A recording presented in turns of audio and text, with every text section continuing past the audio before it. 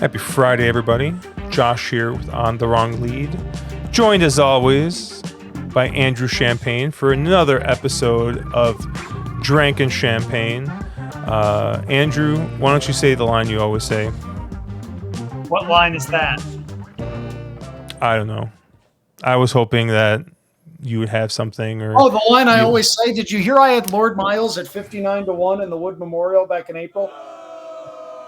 Okay, that one was your own fault. If you've stayed with us through that, first of all, welcome. Thank you very much for spending part of your Friday night, Saturday, Sunday, whatever, with us here on the Wrong Lead Network. If you're tuning in for the first time and you're watching on YouTube, go down below, hit that like button, hit that subscribe button. Really helps us out, helps us create some content that we very much enjoy doing. And Josh, before we go much further, I know that there are times where you get on me for not celebrating the things that we do enough. I know that there are times where you've really gotten on my case about, promoting ourselves. But I think we need to give ourselves an immense amount of credit for the advice that we dished out last week, from sports to horses. Because, Josh, you were all over the Chiefs, both +2 and on the money line. I was all over the under. Can we get a round of applause here because somehow the under hit in an overtime game?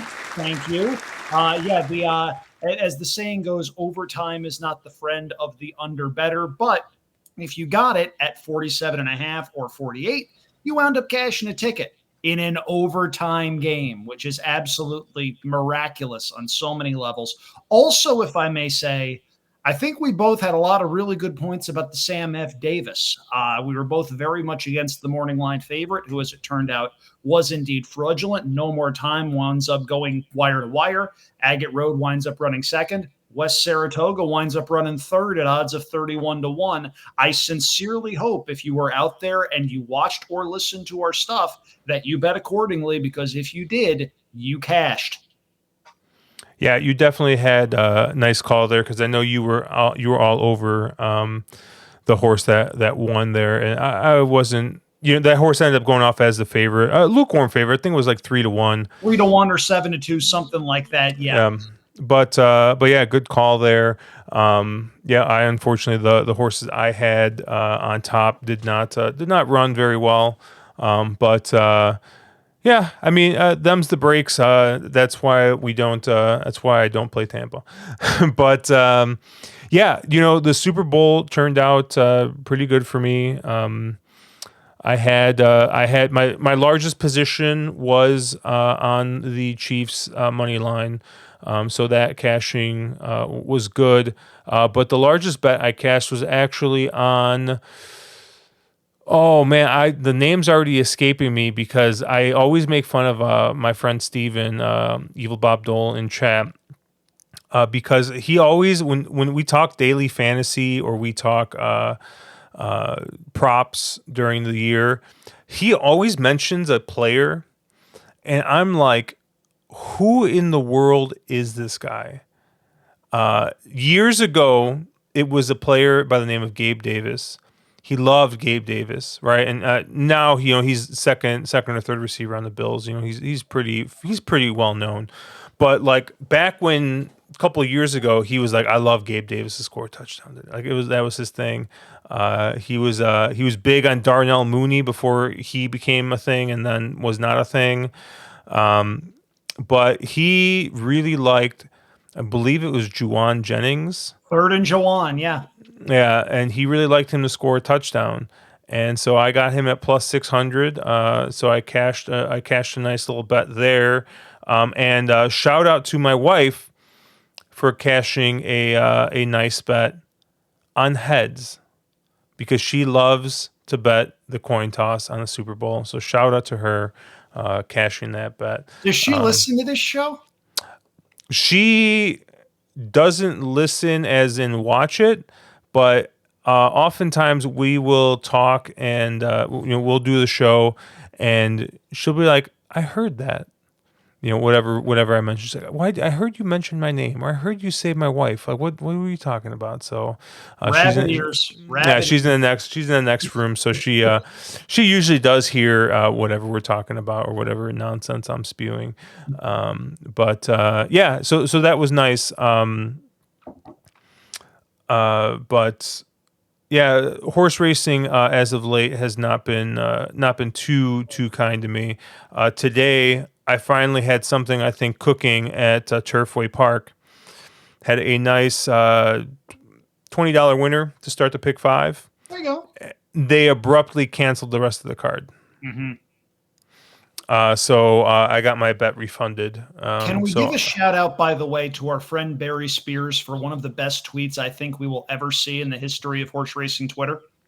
Was that the all weather one? Yes, so much for all weather surface. Love that guy. Love you, Barry. Nice little round of applause for One of the Mr. good Spears. guys, seriously. If you've got a problem with Barry, chances are you're the problem. So we got a lot of races to cover here. 6 of them. Yeah, we did a live stream obviously on Thursday for the fairgrounds card, and Really quickly about Fairgrounds, if we can just spend 30 seconds talking about this. Mhm. I love Hall of Fame in that race. Absolutely love Hall of Fame. And if Hall of Fame winds up winning that race at or near that 6-1 morning line price, you will never get 6-1 on him at all ever again. They made that horse 6-1 on the morning line. I believe so. Let me double check. I thought the horse was 6-1. If it's not 6-1, I look like an idiot, which would not be a first. Okay. As I cycle through. Yep. 6-1 on the morning line.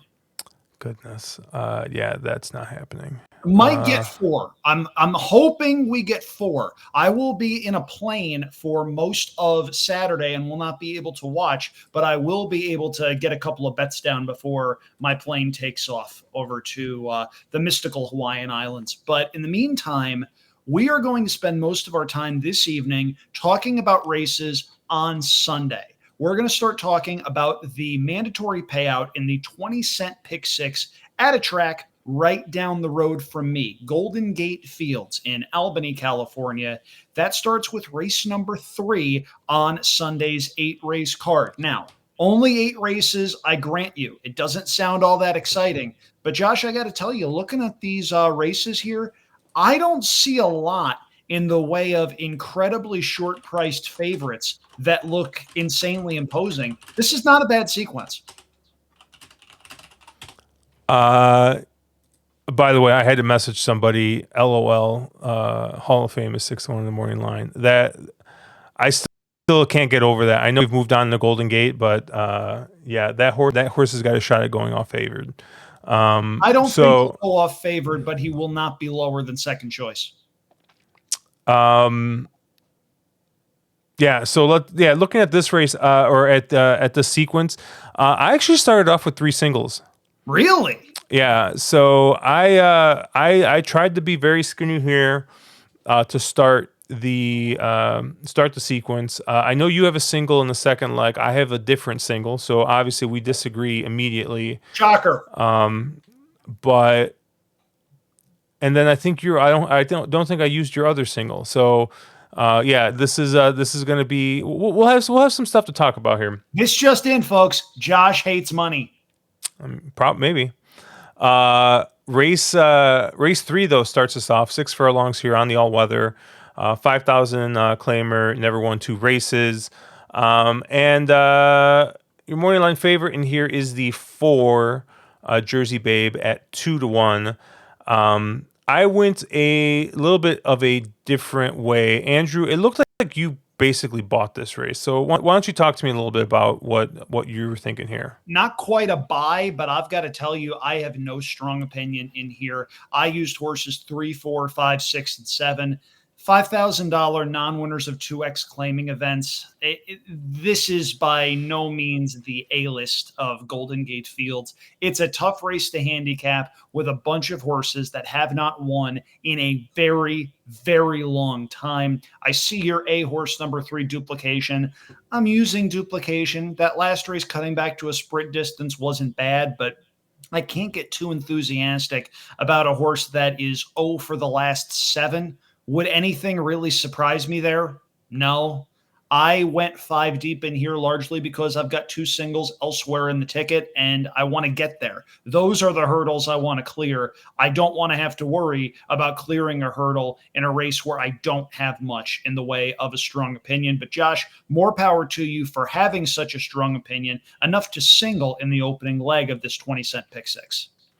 Yeah, I didn't see much in this race I liked in general. And generally, when I see a bunch of bad horses like this, I try and just kind of find something positive I like about a horse and kind of lean into it a little bit. Obviously the way I kind of approach this race is I look at the favorite first, the 4 Jersey Babe.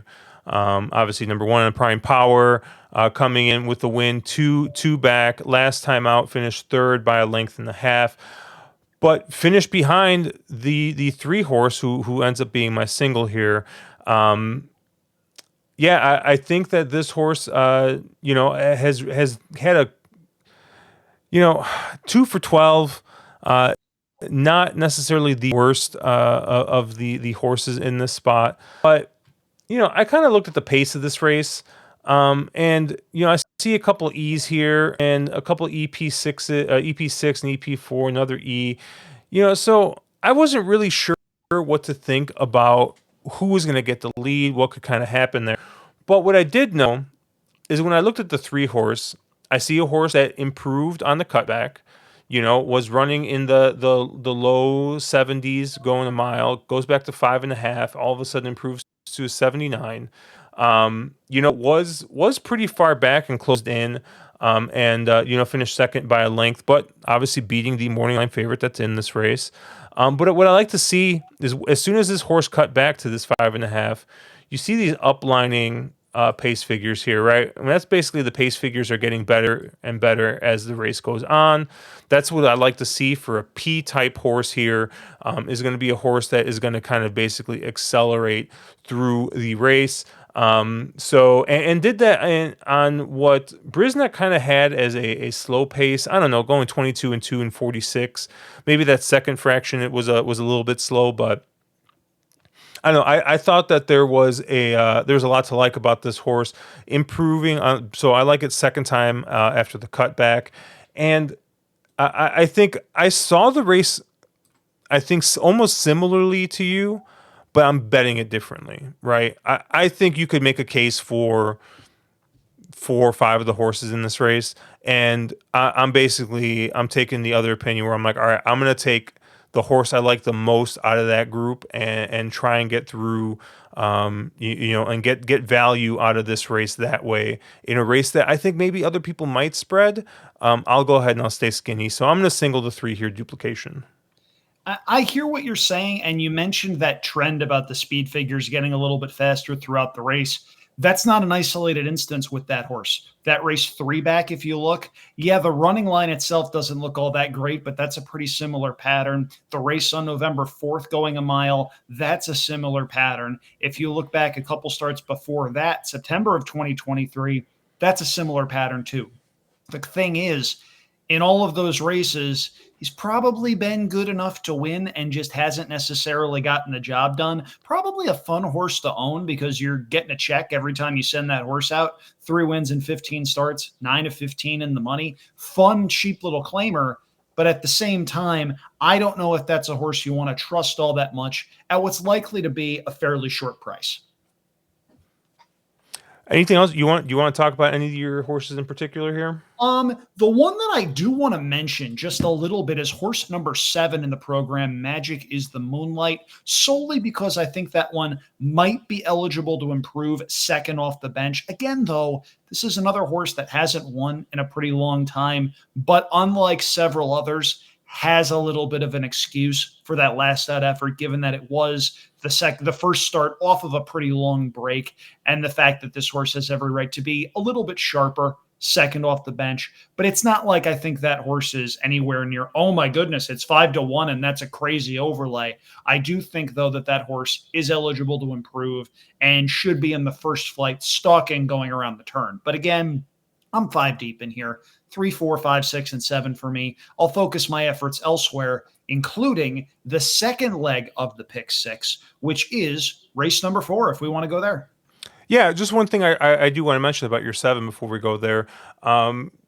Jose Bautista per Brisnet is 32% second off the layoff the last 34 times he's tried it, and he's returning $3.48 ROI on a $2 bet. So yeah, maybe something to look at. Maybe that's a horse I include maybe as a B, just based off those stats. Hey, taking a flyer on a horse that's going to be probably a middle price in that sequence. But yeah, let's move on to race 4 here, going 5.5 furlongs on the all weather. Andrew, I have a single here, but you also have a single, and we differ here. So why don't you talk to me about yours? Sure. My single is the very first horse in the program. That's number 1, Crown of Hope. First time out, this horse runs third, beaten 2 lengths. Had a very eventful trip for any horse, let alone a first-time starter. Was 7th turning for home in a field of 10. Winds up rallying to be third, beaten 2 lengths. Now, that effort is a little bit more impressive when you consider that Andy Mathis, one of the better trainers in California, not just Northern California, California in general. He had a Del Mar meet a couple of years ago where he was lights out. His first-time starters do not win. His horses need a race or two to get going, and this one, you can argue, was best on that particular occasion. That's borne out by the fact that next time out, this horse is very professional, stalks a couple lengths off of a pretty fast pace for the level. If you see a maiden $8,000 claiming event with a first quarter in 21-4, they were going pretty good up front. This one was third that day, got a perfect trip, stalked and pounced. Faces winners for the first time, but Josh, I am not impressed at all whatsoever with the rest of this particular group. Number 3, Pondergating, is the horse that won that race first time out for Crown of Hope. The second time out, though, I thought that horse had things all his own way at this level and still got beat. I don't like giving horses like that another shot. Your morning line favorite is horse number 5, Little Naughty, and I'm not crazy about that one either. Maybe Golden Gate Fields was just playing a little bit slower that week in January, but I see 23, I see 46-4. Josh, that's slow. And I'm just not impressed at all whatsoever by that race. On speed figures, I like the progression there. I see why this horse is your A horse, but at that price, she's got to beat me. I simply cannot back that horse as your 8-5 favorite. I think horse number 1 in race number 4 is a more likely winner. And for me, it's a little bit of a separator single. I think 5-1 is a little bit high. I think the horse is going to come down a little bit. It's probably going to be 3-1, 7-2, second or third choice. But I think this horse has shown a fair bit and goes up against a bunch of horses that haven't shown a whole lot. So that's where I'll take my stand. Horse number 1, my single in race number 4.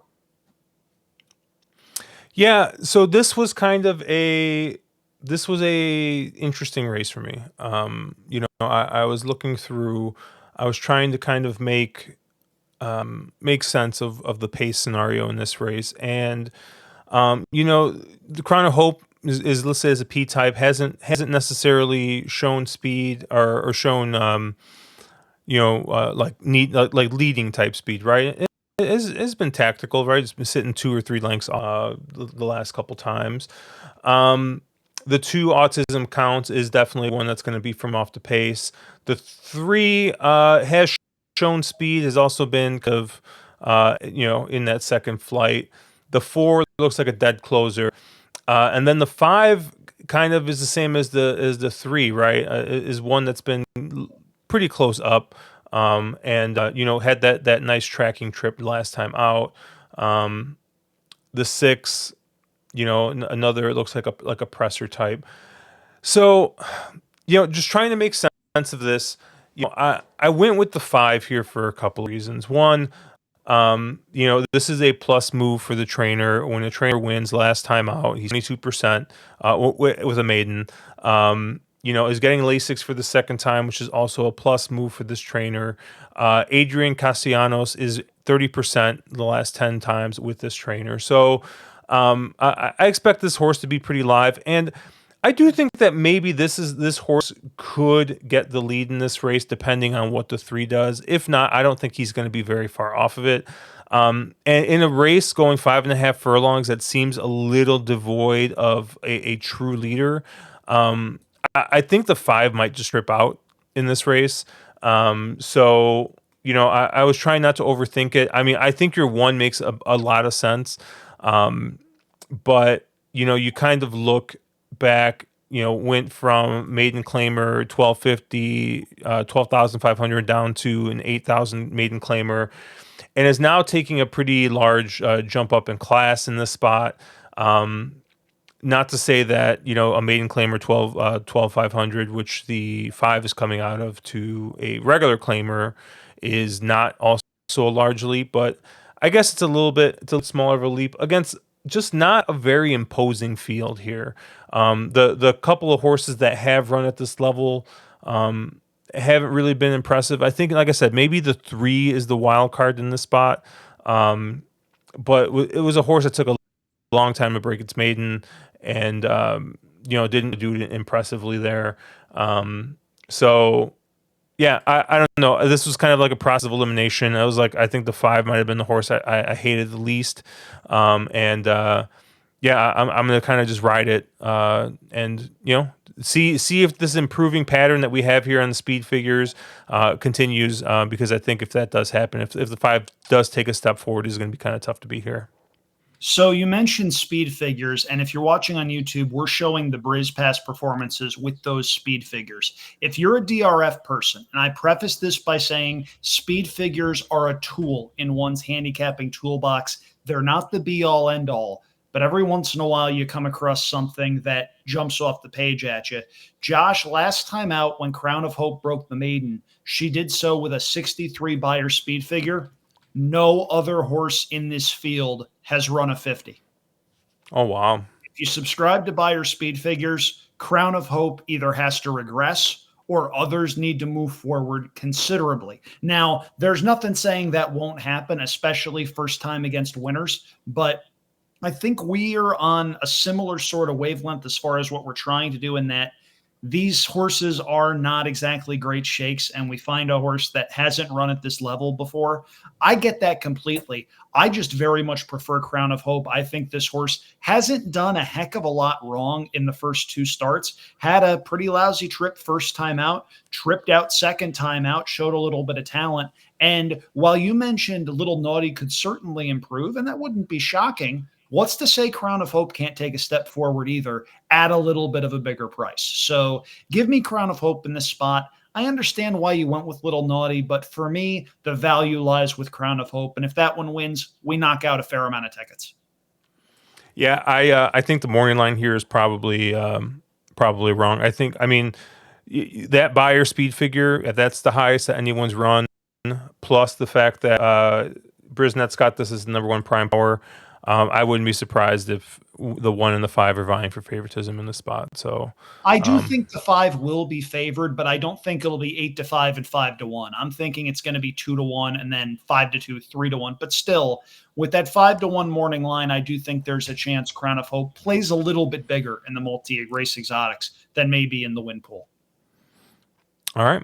Let's move on to the next race. Race 5. We're going another 5.5 furlongs. A little bit nicer horses here. We got $32,000 claimers here. Fillies and mares, 4-year-olds and up. And this was another spot where I singled. And I do see that you used. I believe you used my horse here, the 1 Tessa. Yes, I did, and I'm shocked because when you said you started this race with 3 straight singles, I was convinced that you were singling either number 2 Tamara Mine or number 5 Baby Kristen, because we know how much you like cheap speed, and those horses are going to fly early. Yeah, and that's kind of, you got 2 E7 horses here. Oh, that's why you're not singling them. They're not E8s. They're not E8s, but you got 2 of them, right? And I really think that, this could set up for, so the way I originally handicapped this race, I saw that, and a lot of people, I think, who have seen me handicap or who have seen any of like the old videos I've done where I go through my handicapping process or talk through the PPs, I love this race summary on Brisnet, right? I come down, this is the first thing I look at. It gives me the run styles, the last couple of speed figures, and then like I kind of get an idea of how I think the race is going to shape up. And then I dig into the PP. Right? So when I saw this originally, I'm like, oh, yeah, the 6 is going to win this. Like, there's a bunch of speed in this race. The 6 is got the same thing, right? The uplining pace figures, right? It's got the highest last speed figure. Look at this late pace. Just going to have it all her own way. Piece of cake. And then you scroll up to the 6 and oh wait, this horse hasn't raced in nearly 2 years. That's a problem. So if this horse runs back any of her previous figures, going to be very tough to beat in here. However, this is going to be the fade, and so basically, I thought to myself, okay, I'm not using this horse, right? Because the great actor Gregory Peck once said, "Don't use a short-priced horse off of a 2-year layoff." Going to make me have a meltdown the night before I go to Hawaii, Josh. You are a horrible, horrible person. For those that are uninitiated, he is mocking my fandom of one Harvey Peck, probably the best handicapper ever to do it in New York on a consistent basis from a media standpoint anyway, talking about his axiom of never bet a horse as the favorite doing something it's never done before. So now you're initiated, and now you know the antics and nonsense and hijinks and shenanigans that I willingly put up with on a weekly basis because we both love generating content for all of you out there. Yep. But yeah, so I basically I did all right, let's pretend this horse is in the race, right? Because I think with a closer you can do that much more easily, right? Because you're just like, okay, the horse is going to close. So who wins? So you toss a 6 out, right? Because like it's tougher to do with a speed horse because even if the speed horse has got no shot to win, they're going to affect the race, right? Whether they run off, whether they, they put an effect on the race. A closer you're tossing, not so much. But then I kind of looked, and my eyes kind of went to the one Tessa, right? It's got the best late pace figure out of the group here. Had an 85 last time. So I kind of scroll up, and yeah, I kind of look at that last race, the optional claiming 25. And 22, 145 and 2. Honest fractions, but tell you with some of the horses in this race, I could see definitely sub 22 for that first quarter, and I think that turns into a different story because if you look back at the maiden breaker where they went sub 22, this horse went ahead and won by 5 lengths, sitting a similar trip that I think that she's going to get in this spot. So yeah, I'm going to fade the 2 speed horses here. I'm going to fade the real short priced horse coming off a nearly 2-year layoff, and I'm going to single the one Tessa here, who I think is going to get a nice pace set up, and I think has got the kick to close in this 5.5 furlong sprint. So we agree on the race shape, and I'm using Tessa as well. I think Tamara Mine and Baby Kristen are going to go flying out of the gate, and if either of those jockeys takes back, they should never be allowed to ride a horse ever again because Tamara Mine's got one way of going. Baby Kristen has one way of going. That's going to be a battle up front, or at least it should be. And that should play into the hands of most of the rest of this field. I'm using Tessa. I think she makes a lot of sense in here, especially given the fact that she was competitive against Baby Kristen last time out when she didn't get quite as much pace to run at as I think she might on Sunday afternoon. I'm also going to use 2 others, though. You mentioned Revelation. And I had absolutely no idea what to do with this horse other than I did not want this horse to beat me. We've mentioned it. She has not run in nearly 2 years, but I don't know if your past performances have it. They don't. But on the DRF past performances, if you look down her sheet, you see that she was off from March 14th, 2020 to July 23rd, 2021.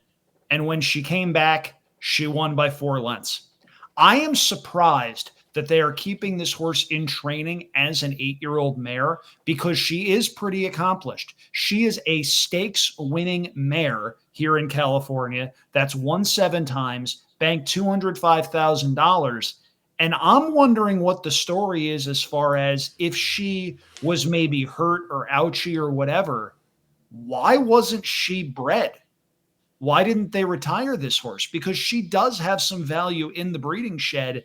And I wouldn't be stunned, Josh, if somebody drops in a claim on this horse for 32,000 as a broodmare prospect, because there is black type potential with this horse based on the fact that she's won one stakes race, run second behind a very nice horse in Sadie Bluegrass in another. It's one of those instances where I just didn't want that horse beating me. I used that horse. I also used horse number 4 in the program, Blue Wildcat, who may very well be the stalking type sitting third behind the 2 horses flying like bats out of hell up front.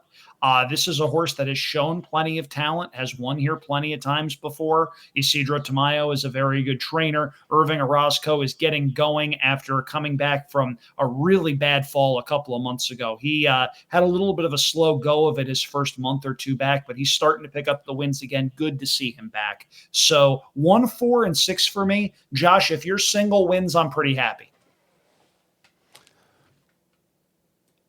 Yeah, let's keep going. Race 6.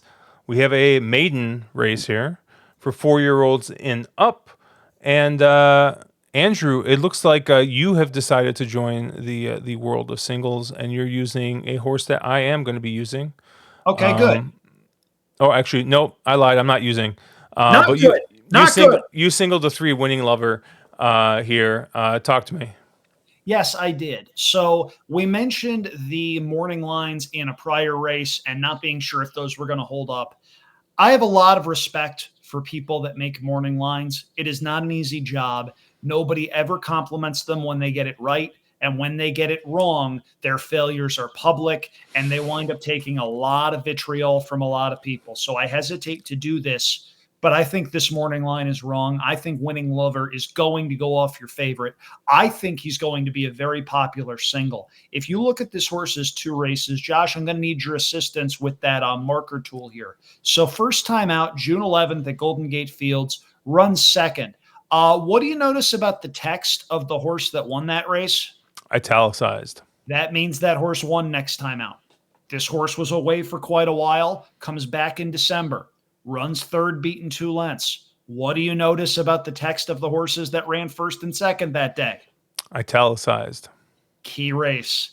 This horse has been running against some horses that have some talent. This one has probably had his issues given some of the layoff lines, but I love a couple of recent bullet drills here at Golden Gate Fields. Trainer Ed Mosier Jr. is not one of the more aggressive trainers in California. If a horse wants to work 5 furlongs in 103 and change, he'll work a horse in 103 and change going 5 furlongs. So when you see a couple of bullets there, you know that the horse is doing well, or you can at least have some confidence there.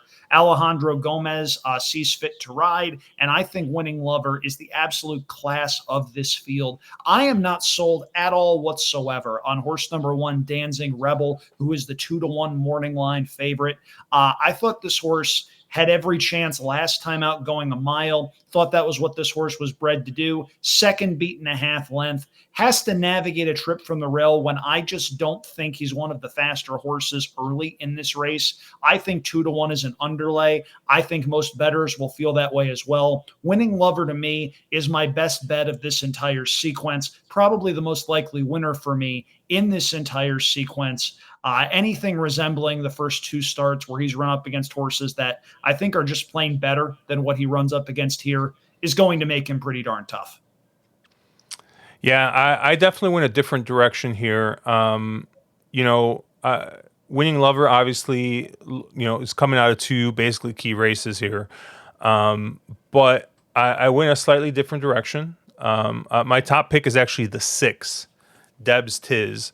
Went last year, was in a 5.5 race maiden Finished second by a half length, and it's clear something must have gone wrong to be off the be on a layoff for that long. And you look at the work tab. Looks like they've been working the horse pretty regularly, but looks like from April to December they didn't have any works. But horse has been working regularly since December. Shows up here, and I just love seeing horses in these maiden races that have passed other horses. And Deb's Tiz obviously fits that bill. I mean, the note literally says "good debut." I think maybe this one coming on that very long layoff maybe gets a little bit lost on the in the PPs because it has been so long. But Tim McCann knows what he's doing, especially at Golden Gate Fields. He's a 23% trainer. And him and Luis Jimenez Aburto are hitting at a nice 31% their last 13 times together. So I thought Deb's Tiz made a bit of sense in this spot. In a similar vein, I like the 5 as well, Adios Nicanor. I had a little bit of concern that last effort was so good going against maiden claimer 8,000s, which I don't know if it's necessarily the floor, but it might be close to the floor for maiden claimers in at Golden Gate. So obviously stepping up pretty big in class, going from maiden claimer into the maiden ranks, maiden special weight here. But as we mentioned Jose Bautista before, he's 32% second off the layoff. That last race does look very good on the Brisnet scale. Is another, not necessarily uplining pace figures, but pretty, ran pretty evenly with 88 to an 84 here, passed a bunch of horses, and one of the horses he beat came back to win their next start.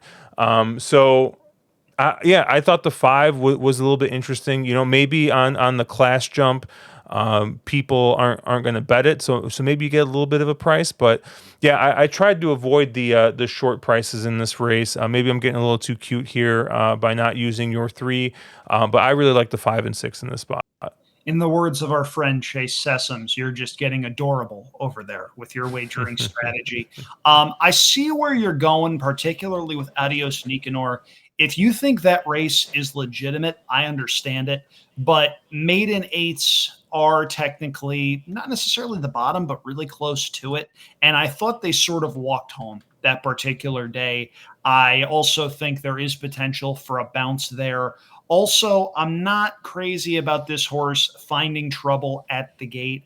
I don't know if there's going to be enough speed early on to set up for what this horse wants to do at this level. Blinkers go on. There is a rider switch. There's a lot of moving parts to consider here for sure. If you're looking for a price, I don't necessarily mind taking a flyer. I just really liked the 3 here. I thought this was a case where if the 3 didn't win, I don't know who does. All right, let's keep going then. Race 7. We're going to be going a mile here on the all-weather. For 4-year-olds and up, which have never won 2 races, $62.50 is the claiming price. And this is kind of, I think, where I started to spread a little bit, right? Obviously, I went single, and then I only used 2 horses in that last leg. Obviously, I had an A and a B, so I will be leveraging those appropriately. But race 7 is where, I did use 3 horses, and I'm using them all equally. Now, 2 of the horses that I'm using, we have in common in the 4 and the 5, Reserve Proof and Movie Time. So I'll let you talk about those a little bit. But I also really like this 3, Senor del Campo, coming in here. And, I think that this horse is going to appreciate going a little bit further. Obviously, broke its maiden going a mile. And then they as immediately after breaking the maiden, they put the horse on the turf. Had 2 wins or 2 runs over that turf. And nothing. I mean, at a huge price, nothing really, to write home about. Then hit the fair circuit in Pleasanton and Sacramento, and on the dirt. And once again, just didn't really run much. Was laid up for about a year and a half. Comes back 5.5 on the synthetic, and runs a decent third off that long layoff at a humongous price. I think it was 53-1 there. Then comes back at a much shorter price, going 6 furlongs, and runs third by a half. So this is a horse I think off that long layoff is definitely improving. And I think now, if you kind of look at that progression, I think they're just trying to build some fitness into this horse, going from 5.5 to 6, and now they're going to jump up to the mile. So I could definitely see some improvement from this horse, coming back to the mile distance where it seems like was what the horse wanted to do. I mean, all of the horse's best races were going longer. We're going that mile or longer. So, if you look at Jesus Ramos's stats, 21% going sprint route. So it seems like this is a way that he likes to work his horses. He likes to go ahead and run them short twice and then stretch them back out. And I think with the horse coming off a long layoff like this, I think that's definitely a positive thing to see. So I really like Senor Del Campo in this spot. I feel like I've been kind of closer heavy in this sequence. Kind of looking, we do have an E8, we have an EP7, we got an E5.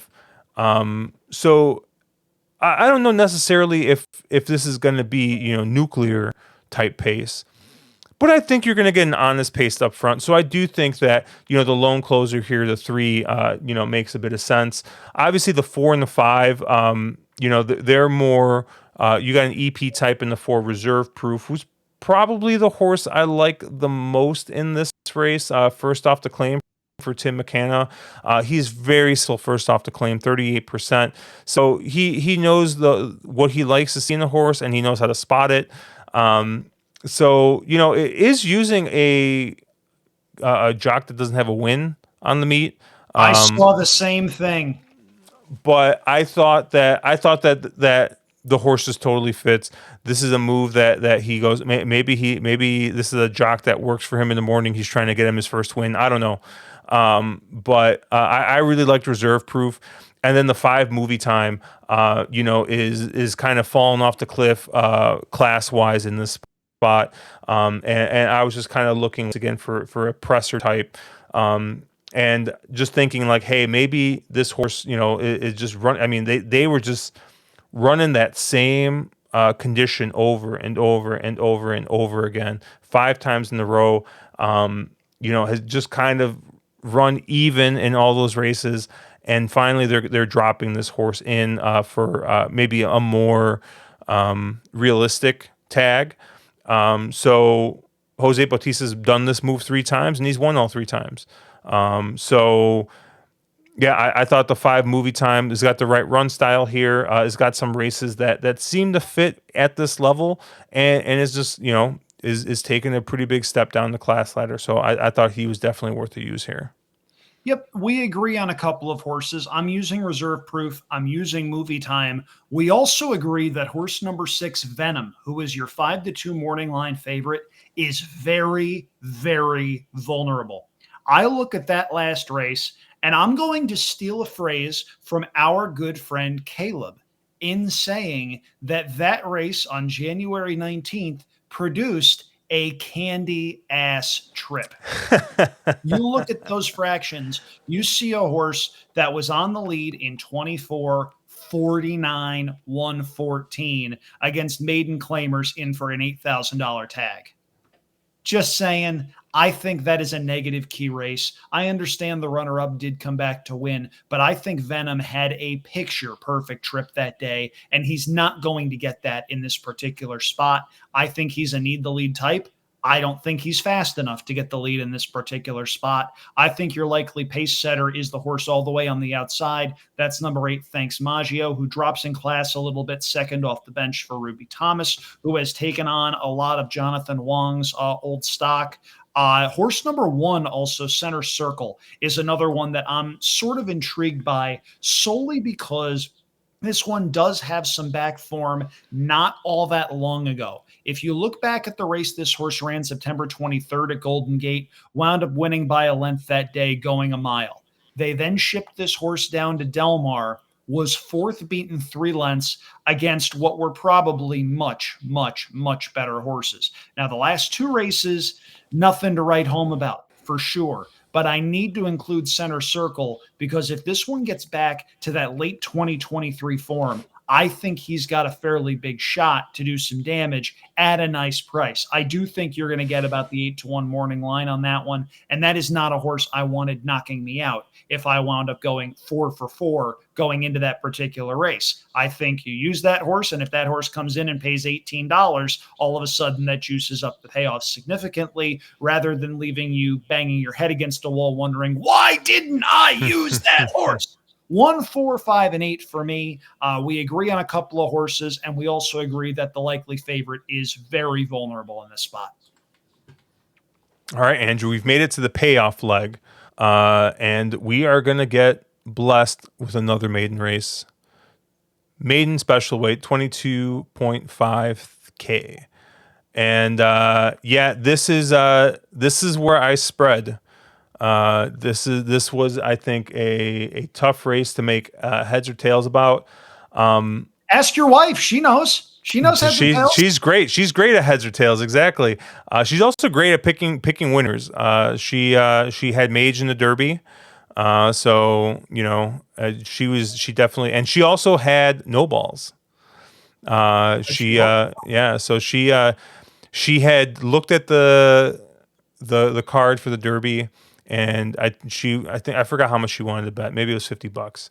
And so she was like doing $5 win bets, and I think she bet 10 in the Derby. So she had $5 to win on no balls, and I forgot what price he went off at, but like ask Chase. Chase will know. Yeah, but it was just like she was just like, wait, I won how much? Yep. So it was pretty funny, but wait, this is actually a great game where you can score on a long shot for not much money. This is wonderful. Why isn't it marketed as such all the time? Funny story.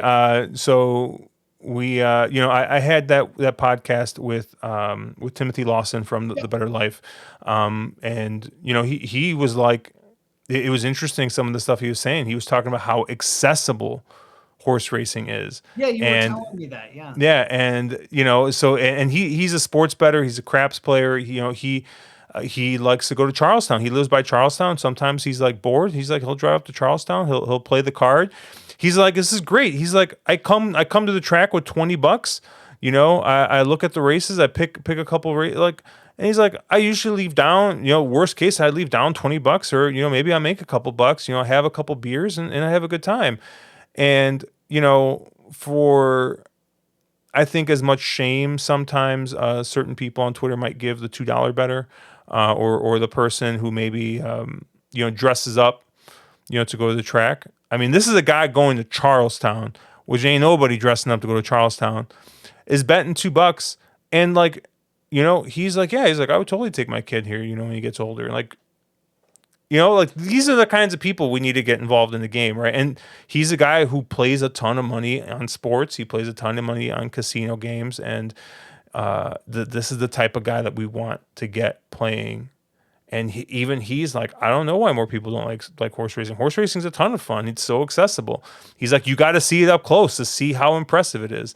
But along those lines, I do have another podcast guest or guests possibly lined up as well from more the gambling and Vegas Vegas podcast scene. So I'm very excited to get that going. To quote Andrew, that's called foreshadowing. But I'm so proud of you. I am so proud of you. If you've taken nothing from me over 50 some odd episodes of doing this show, you've taken that. I'm so proud of you, Josh. But yeah, so it should be a good time. I'm hoping that comes through. I haven't nailed down a specific date yet, but in discussions to get that going. All that being said, I think I'm going to be very skinny A-wise throughout the sequence. It's a mandatory payout, so You don't have to bet the 20-cent base to, like, not ruin your chances of getting the jackpot, right? And here, I think the 7 just makes so much sense here.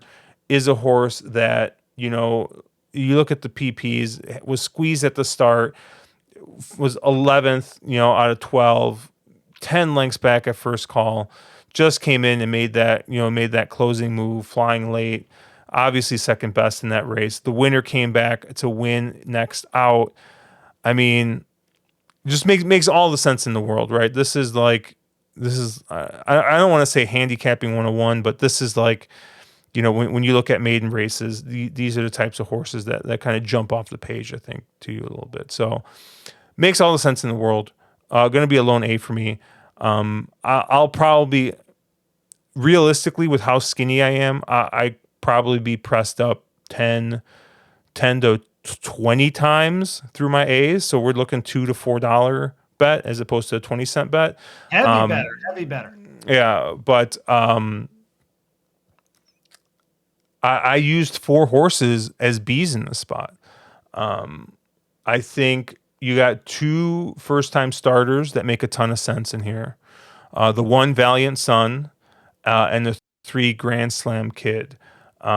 Grand Slam Kid is by Stanford, who, in his start to his breeding career, all he's done is sired 17% first-time starter winners. Fun fact, by the way, I saw Stanford go through the auction ring at the Barrett sale in SoCal. Impressive fun. looking horse. Fun. But one thing that I think often gets overlooked, you see the 17% first-time winners. Look at the dam side. 8 starters, 7 winners, 2 stakes winners. I mean, this is a very, very productive mare. This is a productive sire first time out. This is the type of like breeding angle I like to play. I wish I had the breeding knowledge that your friend that you introduced me at Saratoga, whose name I'm blanking on now. And you're just going to let me sit here and rot, yes, aren't you? am. Yes, I am. From the Trust the Prophets.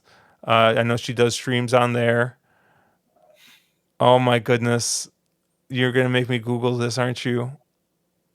I feel so bad. Who I introduced you to at Saratoga, because I introduced you to a fair amount of well-to-do people. Oh my goodness. God, I can't believe you're doing this to me. Jessica Tugwell. Yeah. What was her last name? Tugwell. Thank you, Jessica Tugwell. God, I'm just like, I was like sitting there and like I had all of this like planned out beforehand, and I was going to shout out Jessica Tugwell because I was talking about breeding and wishing I had it, and I'm just like, all of a sudden I just completely blank. That's goodness. Funny. I'm sure that's going to go well when I ask her for a favor to jump on during the Derby Trail. But for similar reasons, I like the 1 here. Valiant Son, Army Mule, another one that is 18% first time starters. So it was hard to go through this race and leave these 2 off the ticket. And then I used 2 other horses, on similar, one on a similar angle that I've talked about before, horses that have passed other horses. The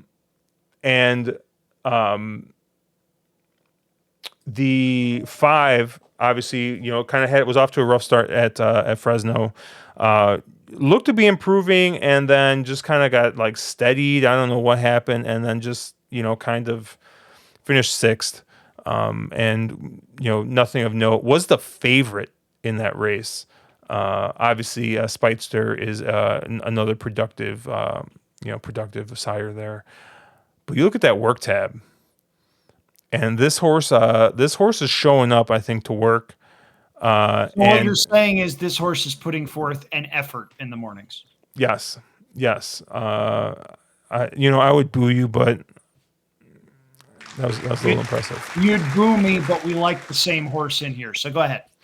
Yeah, but most notably, trainer is 31% first time Lasix. So maybe that was maybe the horse needed a little bit of Lasix. It looked like more than just that went wrong that start, but I thought that effort made a ton of sense in here. And then the 2-horse Unbridled Rhythm, was kind of up on the pace, just off a little bit in both of his starts, but seemed to kind of run pretty decent races, coming from a speed figure standpoint. Has improved the last 2 starts, and I just thought that this is one that could just stalk the pace again, and maybe you get a little bit of improvement here third time. Maybe third time's a charm here. There's not a lot in the work tab that's really like, sitting there saying, hey, this is a horse that, I mean, there are no works since January, so it's not like this horse has been working. It looks like this horse is being trained up to kind of win. So I'm expecting a little bit of improvement here from the 2. Obviously, cashed a check last time out. First time out, was it was out of a key race. So I don't know. I thought that this was kind of I'm trying to look for an alternate there. Was one that, like I said, has got some really nice pace figures, which, I mean, to me, could almost put this horse on the lead in this race, depending on what the firsters do. So I don't know. Like, it was just kind of like I'm grasping at straws. Last leg. Hey, maybe this horse can jump up, improve, and surprise a little bit at a price. So maybe more of a C type if I were using C's, but I just thought it was one to maybe include at a price when I had, I think, a little bit of budget to play around with. Sure. Yeah. And that's the point of having singles earlier in the ticket, is you can spread in races where you're not necessarily quite as confident. I'm not using Grand Slam Kid. If he was in any other barn, I would be so much more intrigued. But as I've already mentioned, Andy Mathis's first-time starters generally do not win. If you look at that number on Josh's screen right there, that's 6%. If you look at your daily racing form past performances, you see 0 for his last 33. I can forgive 0 for 8, 0 for 10, whatever. You start getting into the 0 for 30 range, that horse can beat me. And if he does, I'll tip my cap and I will gladly move on. You mentioned a couple of horses in here. I've got 2 A's and 1 B. I like effort a fair bit in here. You mentioned the work tab, and I'm going to talk a little bit more about trainer intent. OJ Horigi is not a trainer whose first-time starters tend to run all that well. In fact, he was 0 for quite a bit before he unveiled a horse that would wind up being a multiple stakes winner that ran on Breeders' Cup Day last year. That horse is Dreamfire, who broke her maiden where, Josh? Oh my goodness. Don't let me down. Pleasanton. Yes, Pleasanton. Tell him what he's won, Johnny. Well done. So OJ Horigi's horses tend to need a race to get going. This one didn't just get bet first time out at Fresno, got hammered, was the 7-5 favorite, didn't have a great break, and it's pretty clear something went wrong because that horse hasn't just not run since then. That horse was off the work tab for 2 months. Something clearly happened that day. I think this barn has this horse primed for a much bigger effort in this particular spot. I love first-time Lasix. I love the rider switch to Irving Orozco. I think that is a massive rider upgrade. And I think if effort is ready, he's got a really big chance. Your favorite is horse number 7 in the program. And I'm not going to tell you that horse doesn't make sense. If every day is Saturday winds up improving off of that first out performance, he probably wins. I'm using that horse. It's a 2A and 1B situation. And my B is horse number 2, Unbridled Rhythm, for much the same reasons, Josh, that you laid out. I saw some improvement second time out, and there's nothing saying that experience edge won't come in handy in this particular occasion. Does need to step forward, but given that this horse has an experience edge under the belt, it's not going to take a whole lot for a lesser experienced horse to misfire, whereas this one might be a little bit more mature at this stage and is just another horse that I didn't want beating me and knocking me out of everything if I wind up going 5 for 5 in the lead up to the 8th and final on Sunday at Golden Gate Fields. So 5 and 7 for me with a little bit of the 2. Josh, we've got a fair bit in common there. Yep. So with how different we were earlier on in the sequence, I was surprised how in tune we were with each other in the last couple parts here. So I'm putting your ticket up here, $36 play for 20 cents.